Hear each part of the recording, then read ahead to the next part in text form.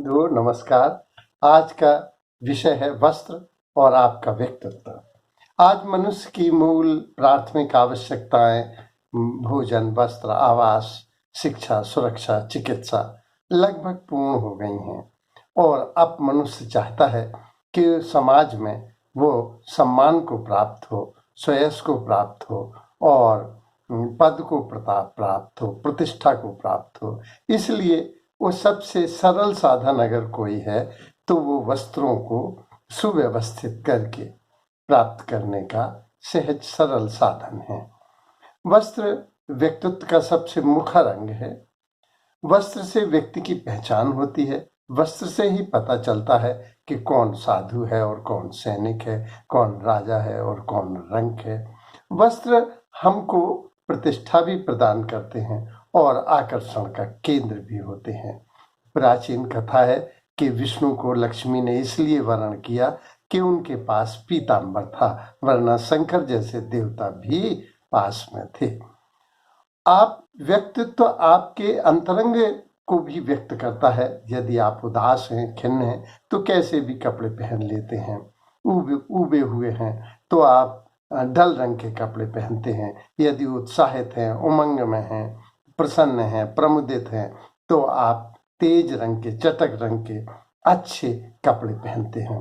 तो वस्त्र आपके मूड को भी तय करते हैं। वस्त्र आपके सौंदर्य को भी बढ़ाते हैं, आपके मूड को भी बढ़ाते हैं और आपके आत्मविश्वास को भी व्यवस्थित करते हैं। महिलाओं के संदर्भ में तो स्पष्ट है, हम भली भांति जानते हैं कि 80% सौंदर्य तो साड़ी का ही है, दुपट्टे का ही है। वस्त्रों में यदि समानता हो, जिसे हम वर्दी कहते हैं, तो वह एकता, समता, समानता, लक्ष्य की एकता को व्यक्त करता है और आपस में भाईचारे को व्यक्त करता है। तो वर्दी की इसलिए बड़ी महानता है, चाहे पुलिस हो, चाहे होमगार्ड हो, चाहे सेना हो या स्कूल हो, इनमें हम लोग वर्दी को बहुत महत्व देते हैं। और अब प्रश्न है कि वस्त्रों का क्या प्रभाव पड़ता है हम पर, समाज पर। और वस्त्र का सबसे पहले मन पर जो प्रभाव पड़ता है वह वस्त्र आत्मविश्वास बढ़ाते हैं। यदि हमें कोई इंटरव्यू देना है तो हम ये देखते हैं कि अगर हमारे वस्त्र अच्छे हैं तो आत्मविश्वास बढ़िया होता है और हमारी टोन ऑफ टॉकिंग बदल जाती है और लाइन ऑफ एक्शन, खड़े होने का ढंग आदि आत्मविश्वास से भरा होता है, जो इंटरव्यू में सफलता दिलाता है। यदि हीन वस्त्र होते हैं, गंदे वस्त्र हैं, फटे हुए वस्त्र हैं या उपयुक्त वस्त्र उसके उपयुक्त नहीं है तो हम में हीन भावना आ जाती है और इंटरव्यू कहिए मात्र वस्त्रों की हीनता के, आत्मविश्वास के अभाव में खराब हो जाए। कभी कभी तो बच्चे जब समुचित अवसर पर उन्हें श्रेष्ठ वस्त्र नहीं मिल पाते तो वे असामान्य व्यवहार करने लगते हैं। अगर हम देखें स्वयं के अलावा और समाज पर इसका प्रभाव है। वस्त्रों के माध्यम से समाज में प्रतिष्ठा मिल जाती है, गरीब और अमीर का पता लगता है, आर्थिक उदाहरण भी मिलता है और समाज में आज हम देखते हैं कि फिल्म जगत में वस्त्रों पर विशेष महत्व दिया जाता है। 1-1 लाख की साड़ियां हैं, 1-1 लाख की शर्ट्स हैं, तो उनका तो तय ही होता है कि वस्त्र कैसे हैं, क्योंकि वस्त्र सज्जा एक बहुत बड़ी कला है। तो वस्त्रों का अलग अलग प्रभाव है। वस्त्रों का समाज पर मिलता है और पहचान बनती है। जैसे मेडिकल रिप्रेजेंटेटिव के वस्त्र बहुत अच्छे होते हैं। जब हमें कोई चीज बेचना हो, जब बाजार में उतारना हो, जब समाज में उतारना हो तो हमारे वस्त्र बहुत महत्वपूर्ण हो जाते हैं। लेकिन जब हमारा किसी सभा में जाना होता है तो वेलकम तो वस्त्रों के माध्यम से हो सकता है, लेकिन वस्त्रों की एक सीमा है। आखिरी विदाई हमारी जो होगी या लोग हमें मृत्यु के बाद भी याद रखेंगे, वो हमारे आंतरिक व्यक्तित्व को उदारता, क्षमा, दया, करुणा आदि को ही ध्यान में रखकर करेंगे। तो वस्त्रों की एक सीमा है, वरना जैन मुनियों के पास तो किसी तरह के कोई वस्त्र नहीं होते, लेकिन वे समाज में बड़े कड़वे वचन भी बोलते हैं और तो भी वे बड़े पद और प्रतिष्ठा और सम्मान को, प्रेम को प्राप्त होते हैं। तो वस्त्रों के का एक सीमा है। अगर हम देखें कि वस्त्रों के रंग पर व्यक्तित्व का क्या प्रभाव पड़ता है और हमारे ऊपर उसका मनोवैज्ञानिक रंगों का क्या प्रभाव पड़ता है। जो लाल रंग से के वस्त्र होते हैं वे उत्साह, उमंग के प्रतीक हैं, जोश के प्रतीक हैं। वे राजसी वस्त्रों के अंतर्गत आते हैं और उनको हम सिंबल की तरह, खतरे की तरह भी प्रयोग करते हैं। जितने राजसी वस्त्र हैं, अगर हम राजा देखें, चाहे वो रावण को देखें, चाहे दशरथ को देखें, चाहे हम धृतराष्ट्र को देखें, इन सब के वस्त्र हमें लाल और नारंगी, गुलाबी मिलते हैं। तो वस्त्रों में समानता हमको खिला हुआ व्यक्तित्व का परिचारक है। और जो दूसरा वस्त्र है पीला, ये वैराग्य का, ज्ञान का प्रतीक है। आप देखें सरस्वती के वस्त्र, कृपाचार्य के वस्त्र, द्रोणाचार्य के वस्त्र, वशिष्ठ के वस्त्रों में एक पीलापन नजर आता है जो उनकी सुचिता का, संतोष का। और सरस्वती जी को अगर हम देखें तो पीले वस्त्रों में दिखाई देती हैं अथवा सफेद वस्त्रों में दिखाई देती हैं। तीसरा रंग है हरा, जो संतोष का, समृद्धि का, मित्रता का प्रतीक है और यह एकता का प्रतीक है, समृद्धि का प्रतीक है। नीला रंग शांति का प्रतीक है, गंभीरता का प्रतीक है। यह जलीय रंग है, यह गतिशीलता का प्रतीक है। यह मित्रता और एकता को भी बढ़ावा देता है। और अगला है काला रंग। काला रंग तामसी प्रवृत्ति का है। ये अवरोध का, विरोध में हम काली पट्टी बांध लेते हैं। और चाहे शकुनी के वस्त्र देखें या दुशासन के देखें अथवा दुर्योधन के देखें अथवा मेघनाथ के देखें या राक्षसों के वस्त्र देखें, तो हम देखते हैं कि इन वस्त्रों में एक कालापन नजर आता है। तो ये तामसी प्रवृत्ति का अभिव्यक्त करता है। लेकिन गोरे रंग पर काला रंग भी फप जाता है। तो वर्तमान में जो लड़का लड़कियां काले रंग का अधिक प्रयोग करते हैं, अपने गौर वर्णों को और अधिक प्रखर बनाने के लिए ऐसा प्रयोग करते हैं। अगर हम सफेद रंग देखें तो ये सौम्यता का प्रतीक है, शालीनता का प्रतीक है, ये शक्ति का प्रतीक है। अगर इसको हम देखते हैं कि सरस्वती के वस्त्र श्वेत हैं, भीष्म पितामह के वस्त्र श्वेत हैं। ये हम अगर देखें तो जितने अर्जुन हैं, युधिष्ठिर हैं, इन सब के वस्त्र श्वेत नजर आते हैं। तो इनका भी अपना एक प्रभाव है। अब देखते हैं आध्यात्मिक दृष्टि से रंगों पर व्यक्ति किस तरह से अपनी प्रतिक्रिया व्यक्त करता है। आध्यात्मिक दृष्टि में माना गया है कि सोमवार का दिन शंकर भगवान का है, इसलिए उसमें सफेद वस्त्र पहनने चाहिए। मंगलवार हनुमान जी का दिन है, जैसे गेरुआ और लाल रंग के वस्त्र पहनते हैं। बुधवार गणेश जी का है, जो हरे रंग का कपड़े पहनते हैं। बृहस्पति पीले रंग के कपड़े, विष्णु का है, पीले रंग के कपड़े। शुक्र ये दुर्गा माँ का है, देवी का है, इसलिए लाल गुलाबी वस्त्र पहनते हैं। शनिवार को यम का है और हम काल का प्रतीक है, ये काले वस्त्र पहनते हैं। और रविवार चूंकि सूर्य देवता का दिन है, इसलिए हम सुनहरे वस्त्र उस समय धारण करते हैं। धार्मिक परिप्रेक्ष्य में वस्त्रों का अगर देखें तो बाइबल में उल्लेख आया है कि आदम और हव्वा को भगवान ने, गॉड ने एक अपने बगीचे में छोड़ा जो स्वर्ग में भी था, खूब खाओ पियाओ आनंद से रहो। लेकिन उसने कहा था कि तुम लोग दोनों, आदम और हव्वा, इस ज्ञान के वृक्ष का फल मत खाना। पर कहते हैं कि शैतान ने हव्वा को भड़काया और कहा, उत्सुकता जगाई और उसने आदम से कहा और इन लोगों ने ज्ञान का फल खा लिया। जैसे ही ज्ञान का फल खाया वैसे ही उन्हें पता लगा कि वे तो नग्न हैं, तो उन्होंने तत्काल पत्तों से अपने वस्त्र ढाके। ईश्वर को समझ में आया कि तुमको पता लगा कि मैं हूं और मैं नंगा हूं।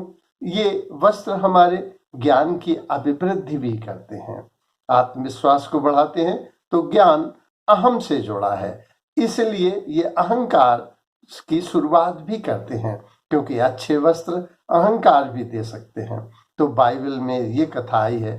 और अगर हम देखें तो इस्लाम में भी एक रवायत है वस्त्रों के संदर्भ में कि जब कोई हज यात्री जाता है तो लौटते वक्त वह एक धोती ले आता है जो वहां पहनता है काबे में, और उसी को वो अपनी ताजिंदगी अपने पास रखता है, और मरने पर वही उसके कफन के रूप में प्रयोग किया जाता है। और हर गर्मी की ऋतु में उस वस्त्र को सुखाते हैं। तो जिस दिन हम सुखाते हैं उन वस्त्रों को, तो हमारे ऊपर एक मनोवैज्ञानिक प्रभाव पड़ता है कि क्या रखा है इस दुनिया में, क्या रखा है इस पाप में, ये केवल यही कपड़ा हमारे साथ जाएगा। तो हिंदू धर्म में भी आया है कि कृष्ण ने नहाती हुई नग्न गोपिकाओं का के वस्त्रों का को चुरा लिया था। तो वो एक शिक्षा देने के उद्देश्य से किया गया था। दुशासन ने भी द्रौपदी का चीरहरण किया था, लेकिन वह सबसे बड़ा अपमान है अगर हम किसी को वस्त्र विहीन कर दें। तो सुखदेव की और व्यास की भी कथा आई है कि व्यास बहुत सरल चित्त थे, बहुत उन्हें कोई ज्ञान नहीं था, देह तो बढ़ गई थी, लेकिन उनका जो मानसिक वो था वो कोई काम से आक्रांत नहीं था। तो सुखदेव से तो पर्दा नहीं किया गोपिकाओं ने, लेकिन व्यास से किया। तो व्यास ने पूछा कि मैं बूढ़ा, तो उन्होंने बताया कि जिसे ज्ञान है वो काम से ग्रसित हो जाता है। तो ये ज्ञान हमें ये वस्त्रों से काम की ओर प्रवृत्ति ले, क्योंकि दुल्हन के वस्त्र हम देखेंगे तो सदैव बहुत रंगीन होते हैं और लाल रंग के होते हैं, गुलाबी और नारंगी रंग के होते हैं, जबकि विधवा के वस्त्र सफेद होते हैं। तो ये हमारी मनोवृत्ति पर भी प्रभाव डालते हैं। एक हमारे गुरुदेव हैं गोस्वामी जी, और हमारे मित्र हैं कौशल कुलपहाड़ में, उन्होंने बताया कि एक गधा मर गया था। तो एक महात्मा ने सोचा कि इसके पास कफन नहीं है, तो उसने अपना कासाय वस्त्र उसके ऊपर उड़ा दिया।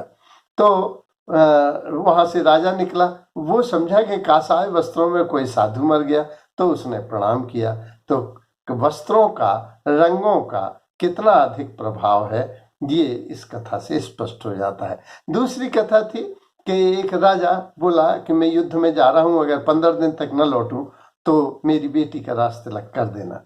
15 दिन के बाद वो 20 दिन नहीं लौटा, तो बेटी का रास्ते तिलक हुआ। और बेटी चूंकि प्रशासन का काल संभालना था, सेनापति का कार्य संभालना था, इसलिए उसने मर्दाने कपड़े पहने, लेकिन सुरक्षा के लिए उसकी माँ सदैव उसके पास अपने साथ ही लेटाती थी, वो मर्दाने कपड़े पहनती थी। वहां से राजा लौटा और वो हारा हुआ था, तो वो छुपता छुपाया है, उसने देखा कि मेरी पत्नी के साथ कोई पुरुष लेटा हुआ है। तो उसने तलवार उठाई कि दोनों की गर्दन काट देंगे, लेकिन उसको गुरु की बात याद आई, तो उसने कहा कि 2 मिनट रुकना। जब उसने ध्यान से देखा तो ये उसकी बेटी ही थी। तो वस्त्रों पर अगर पूरा पूरा ध्यान दे देता हो, वस्तु व्यक्ति को नहीं पहचानता, तो वह हत्या कर देता अपनी ही बेटी और पत्नी का। तो इनका वस्त्रों का बहुत अधिक प्रभाव पड़ता है।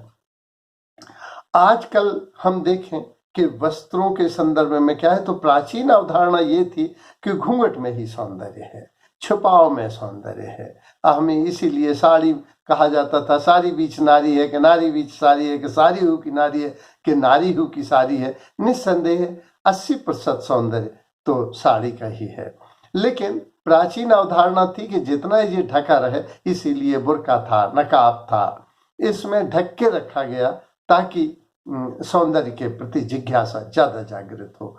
लेकिन अभी नवीन धारणा फिल्म जगत में आई है कि यदि शरीर सुंदर है तो वह नग्नता की ओर में भी सुंदर लगेगा, क्योंकि नग्न अगर वह सानुपात में है शरीर, तो फिर वो कासाय वस्त्रों में भी उसका सौंदर्य छिप नहीं सकेगा।